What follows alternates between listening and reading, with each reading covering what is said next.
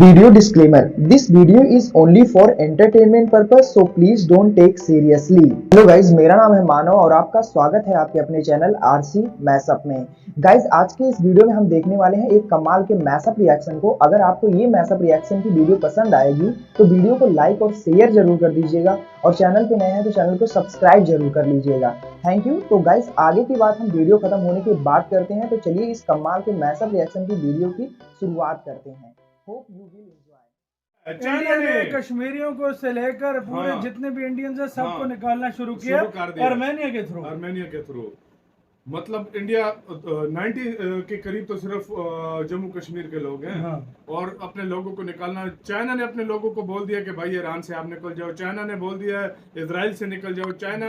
उसके बाद रशिया ने भी कुछ लोगों को सुनने में आ रहा है कि निकलने का बोला है। मतलब और ट्रम्प ने सीधा बोला है कि बाकी देशों खाली कर दो, बाकी देशों ने तो बोला निकलो ना, लेकिन उन्होंने ज़बानी बोला निकलो। जो इंडियन है वो अपने लोग खुद जहाज भेज रहे हैं, मतलब 100 बंदे, 200, 300 बंदे अपने जहाज भेज के मंगवा रहे हैं। बिल्कुल। मतलब ये बहुत बड़ा फर्क है। सबसे बड़ी बात ये है ना कि यार देखो, मैं ये बात सच है।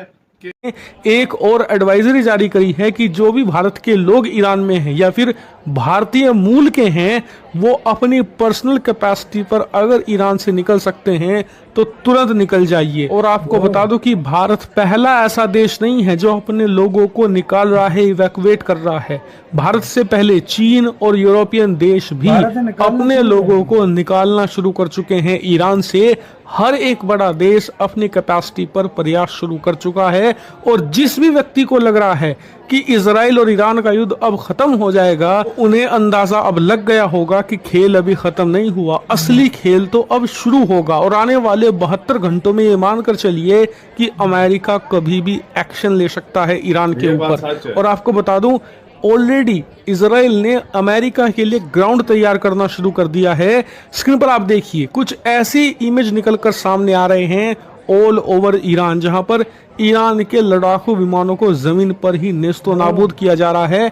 लिटरली 100% सफाया कर रहा है इजराइल ईरानी एयरफोर्स का, ताकि कल को अमेरिकी सेना जब लड़ाई के लिए आए तो ईरान कोई प्रतिरोध दिखा ही ना पाए। अमेरिकी बमवर्षक विमान जब ईरान के ऊपर भारी बमबारी कर रहे होंगे उस वक्त ईरान अपनी वायु सेना से इन बमवर्षक विमानों के सामने कोई चैलेंज खड़ा ही ना कर पाए। लिटरली ईरानी वायु सेना के लड़ाकू विमान हो, चाहे इनके surface to air missile defence system हो या रडार साइट हो, सबको चुन चुन कर नष्ट कर रहे हैं इजरायली लड़ाकू विमान।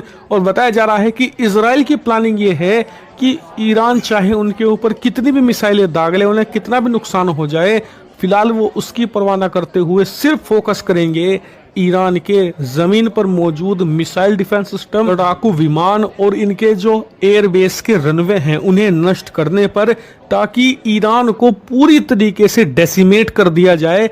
और देखिए ये एक अच्छी स्ट्रैटेजी है क्योंकि शॉर्ट टर्म में इससे इजराइल को थोड़ा बहुत पेन होगा, उसकी कुछ बिल्डिंगें नष्ट होंगी, कुछ लोग भी मारे जाएंगे, लेकिन लॉन्ग टर्म में ईरान ऐसी स्थिति में नहीं होगा कि वो इजराइल को हर्ट कर पाए या फिर कल को अमेरिका अटैक करता है ईरान पर उसे कोई नुकसान पहुंचा पाए। एक और खबर ईरान के लिए बुरी ये आई है कि अब से 5 दिन पहले जब ये ऑपरेशन शुरू हुआ था तो इजराइल ने ईरान का चीफ ऑफ स्टाफ यानी कि तीनों सेनाओं का जो प्रमुख होता है उसे मार गिराया था। खैर, ईरान ने नया चीफ ऑफ स्टाफ बिठाया तीनों सेनाओं के ऊपर और आज 5 दिनों के बाद उस नए चीफ ऑफ स्टाफ को भी मार दिया गया है। ईरान के लिए यही सबसे बड़ी ट्रेजेडी है कि उसकी जो मिलिट्री कमांड है, जो पूरी सेना को डायरेक्शन देती है कि कहां पर क्या करना है इजराइल के खिलाफ, उसे इजराइल टिकने नहीं दे रहा। यही कारण है कि ईरान के आप अटैक देखिए, कहीं पर कोई आपको कोऑर्डिनेशन देखने को नहीं मिलेगा।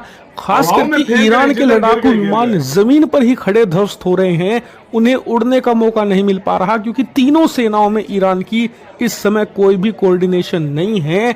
हर कोई अपने हिसाब से अटैक कर रहा है और इसका सिर्फ एक ही कारण है, नई मिलिट्री कमांड का होना।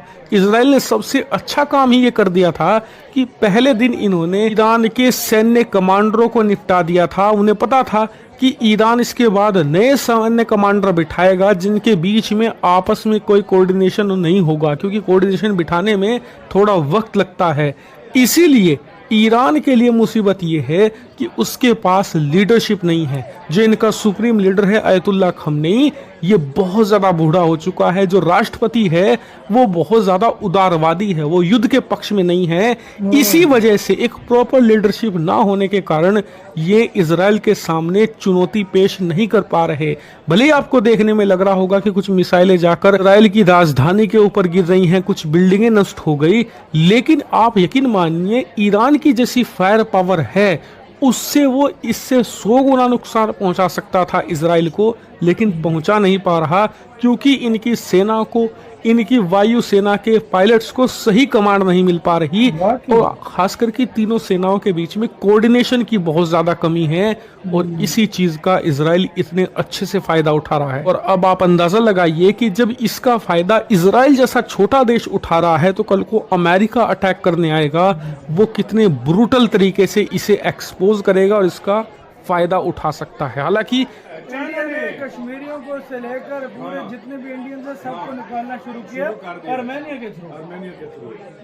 मतलब इंडिया 90 के करीब तो सिर्फ जम्मू कश्मीर के लोग हैं, और अपने लोगों को निकालना, चाइना ने अपने लोगों को बोल दिया कि भाई ईरान से आप निकल जाओ, चाइना ने बोल दिया इजराइल से निकल जाओ चाइना। उसके बाद रशिया ने भी कुछ लोगों को सुनने में आ रहा है कि निकलने का बोला है, मतलब, और ट्रम्प ने सीधा बोला है कि बाकी देशों खाली कर दो, बाकी देशों ने तो बोला निकलो ना, लेकिन उन्होंने ज़बानी बोला निकलो। जो इंडियन है वो अपने लोग खुद जहाज भेज रहे हैं, मतलब 100 बंदे, 200, 300 बंदे अपने जहाज भेज के मंगवा रहे हैं। मतलब ये बहुत बड़ा फर्क है। सबसे बड़ी बात ये है ना कि यार देखो, मैं ये बात सच है कि इजराइल ने 10 साल पीछे ले गया ईरान। उसका भी थोड़ा बहुत हुआ नुकसान, लेकिन लीडरशिप मार दी है उसका सारे वो मेन बंदे को मार रहा है सब कुछ, यानी हर उस जगह पर जहाँ पर नुकसान पहुंचाना था उसको पहुंचाया गया। दूसरी नंबर पे ईरान जो मिसाइल मारता है वो आम जगहों पे गिर रहे हैं। एक आध कोई खास जगह पे गिरे, मतलब कोई हेडक्वार्टर हो या उस पे गिरे तो वो अलग बात है, वरना वो आम आबादी में गिर रहे हैं। इजराइल पिन पॉइंट जिस जगह पे अटैक करना है उसी जगह पे वो कर रहा है। सही बात है।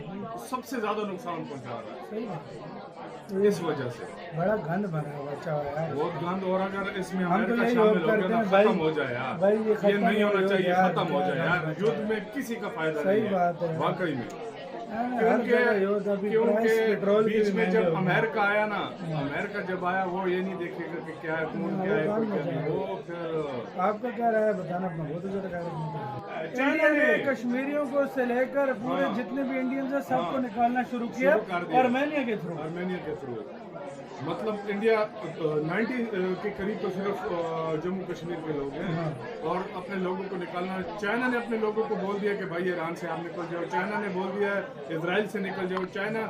उसके बाद रशिया ने भी कुछ लोगों को सुनने में आ रहा है कि निकलने का बोला है, मतलब, और ट्रम्प ने सीधा बोला है कि बाकी देशों खाली कर दो, बाकी देशों ने तो बोला निकलो ना, लेकिन उन्होंने ज़बानी बोला निकलो। जो इंडियन है वो अपने लोग खुद जहाज भेज रहे हैं, मतलब 100 बंदे, 200, 300 बंदे अपने जहाज भेज के मंगवा रहे हैं। मतलब ये बहुत बड़ा फर्क है। सबसे बड़ी बात ये है ना कि यार देखो, मैं ये बात सच है कि इजराइल ने 10 साल पीछे ले गया ईरान। उसका भी थोड़ा बहुत हुआ नुकसान, लेकिन लीडरशिप मार दी है उसका सारे वो मेन बंदे को मार रहा है सब कुछ, यानी हर उस जगह पर जहाँ पर नुकसान पहुंचाना था उसको पहुंचाया गया। दूसरी नंबर पे ईरान जो मिसाइल मारता है वो आम जगहों पे गिर रहे हैं। एक आध कोई खास जगह पे गिरे, मतलब कोई हेडक्वार्टर हो या उस पे गिरे तो वो अलग बात है, वरना वो आम आबादी में गिर रहे हैं। इजराइल पिन पॉइंट जिस जगह पे अटैक करना है उसी जगह पे वो कर रहा है। सबसे ज्यादा नुकसान पहुंचा रहा है इस वजह से। बड़ा गंद बना हुआ यार, बहुत गंद। और अगर इसमें अमेरिका शामिल हो गया ना, खत्म हो जाए यार, ये नहीं होना चाहिए, खत्म हो जाए यार। युद्ध में किसी का फायदा नहीं है वाकई में, क्योंकि बीच में जब अमेरिका आया ना, अमेरिका जब आया वो ये नहीं देखेगा कि क्या है, कौन क्या है, कोई क्या नहीं। वो फिर आपका क्या राय है बताना अपना, बहुत ज्यादा ख्याल रखना। गाइज आपको यह मैसअप रिएक्शन का वीडियो कैसा लगा, अपने थॉट को नीचे वीडियो के कमेंट में जरूर बताइएगा। वीडियो पसंद आई हो तो वीडियो को लाइक जरूर कर दीजिएगा, चैनल पे नए हैं तो चैनल को सब्सक्राइब जरूर कर लीजिएगा। तो थैंक यू, मिलते हैं नेक्स्ट वीडियो में।